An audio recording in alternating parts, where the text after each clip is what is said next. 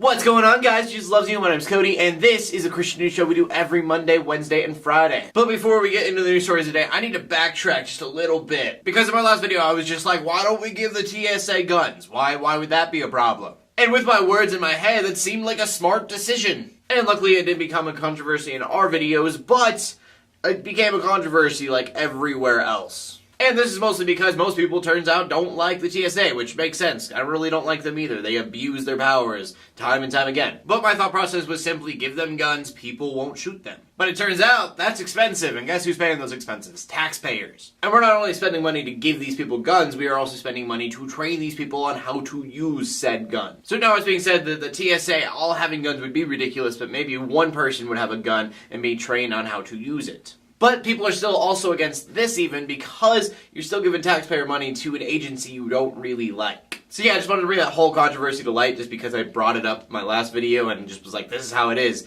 And that opinion changed overnight after I started to see like everyone else's point of view on it. But anyway, the first story of the day is about Oklahoma, and it's some pretty awesome news. I guess there's this program called Church in a Day. And what this program does, it gets a bunch of volunteers and they literally build a church in a day. So it was a little bit more than a day, it was 38 hours, so excuse me for the extra 6 hours they took building this. But this program got 300 volunteers, and in 30 hours built an entire church ready to go.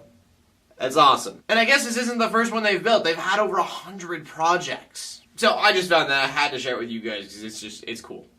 That's all. The next story is about gay marriage and the church, because that's always fun to talk about. I hope you can hear my sarcasm. And the reason it's so much fun to talk about this is because no matter what I say, I'm wrong. And the worst part about being wrong is when people point it out, they usually have really good points as to why I'm wrong, either on one side or the other. And the reason same-sex marriage is in the news is because Britain allows same-sex marriage. But in their law allowing this, they have said that, like, the church is not forced to marry people if they don't want to. This is how I think it should be in the United States, just so you know. I believe that gay marriage should be legalized. Like, it's not hurting anybody. But I also believe that the church should have the right to say, hey, my definition of marriage is not the same as your definition of marriage, so you might want to find another place where those line up a little better. But a gay couple in Britain are suing the Church of England because they say that they should be able to get married in those churches no matter what. And the reason that I personally find this interesting is because I've brought up that my opinion is gay marriage should be legalized, but churches shouldn't have to be forced to do so. And Christians have argued that that's what would happen,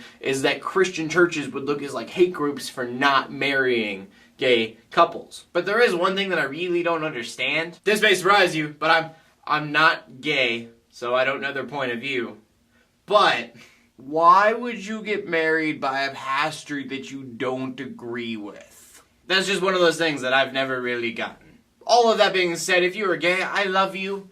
I believe that you should be able to get married if you want to, because I believe people have the right to do what they want if it doesn't hurt other people. And I do not believe that you are going to hell because you are gay. And our final story of the day is about Billy Graham, who you've most likely heard of. Tomorrow the guy's going to be 95 years old, and he's one of the most famous Christians in the United States. So many presidents of the United States have asked this guy for his counsel. And the impact that Billy Graham has had on Christianity in the United States, it's unmeasurable. That being said, tomorrow he's going to do something called My Hope, and it's believed to be his last message ever addressed to the United States ever again. The trailers that I've seen for it look awesome. They're going to feature Lecrae, the Christian rapper, and then if you know the band Flyleaf, Lacey Strom is also going to be in it. That being said, I just want to thank Billy Graham for everything that he has done in the United States, and I hope you the best in your remaining years, which I hope are quite a few. And that brings us to the question of the day, and the question of the day today is, who is your favorite speaker? I would say pastor, but I know that like not all people that watch this are Christian, in which case they wouldn't have a pastor. They might have like an inspirational speaker they enjoy. Mine is probably David Dorn. He has a YouTube channel if you want to check it out called The Pursuit Blog. Over the last year he became a pastor, so he's doing like actual sermons now, which I haven't caught, but I've been watching his videos for a very long time. He's very insightful. As always, please leave a comment in the comment section below with your answer. Leave a video response if you want to. My name is Cody Armour, bringing news to the Christian community every